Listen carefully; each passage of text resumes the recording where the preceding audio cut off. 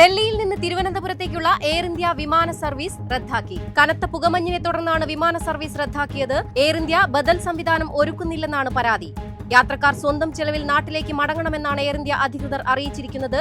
Refund 7 ദിവസത്തിനകം നൽകുമെന്നും അറിയിച്ചു. കേന്ദ്ര സർക്കാർ അവതരിപ്പിച്ച പുതിയ തൊഴിലുറപ്പ് ബിൽ പാർലമെന്റ് പാസാക്കി. പ്രതിപക്ഷ പ്രതിഷേധത്തിനിടെ സെലക്ട് കമ്മിറ്റിക്ക് വിടാതെ രാജ്യസഭയും ബിൽ പാസാക്കുകയായിരുന്നു. മഹാത്മാഗാന്ധിയുടെ പേരിലുള്ള പഴയ ബിൽ ഒഴിവാക്കിയതിൽ പ്രതിഷേധിച്ചുള്ള പ്രതിപക്ഷ ഇറങ്ങിപ്പോക്കിനിടെയാണ് രാജ്യസഭ ബില്ലിന് അംഗീകാരം നൽകിയത്.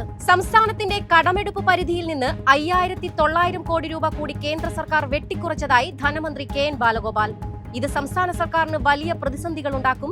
ക്ഷേമ പെൻഷൻ ഉൾപ്പെടെയുള്ള എല്ലാ പദ്ധതികളെയും ബാധിച്ചേക്കുമെന്നും മന്ത്രി അറിയിച്ചു. ഇന്ത്യയുടെ 77ാമത് റിപ്പബ്ലിക് ദിനത്തിൽ മുഖ്യാതിഥികളായി European union president Ursula von der ലെയനും യൂറോപ്യൻ കൌൺസിൽ പ്രസിഡന്റ് അന്റോണിയോ കോസ്റ്റയും പങ്കെടുക്കും. ദീർഘകാലമായി തീർപ്പാകാതെ കിടക്കുന്ന സ്വതന്ത്ര വ്യാപാര കരാർ ചർച്ചകൾ പുരോഗമിക്കുന്നതിന്റെ പശ്ചാത്തലത്തിലാണ് ഇരു നേതാക്കളും ഇന്ത്യയിലേക്ക് എത്തുന്നത്. സംസ്ഥാനത്ത് സ്വർണ്ണവില കുറഞ്ഞു. ഗ്രാമിന് 60 രൂപയും പവന് 480 രൂപയുമാണ് കുറഞ്ഞത്. ഗ്രാമിന് 12,300 രൂപയിലും പവന് 98,400 രൂപയിലുമാണ് ഇന്ന് വ്യാപാരം.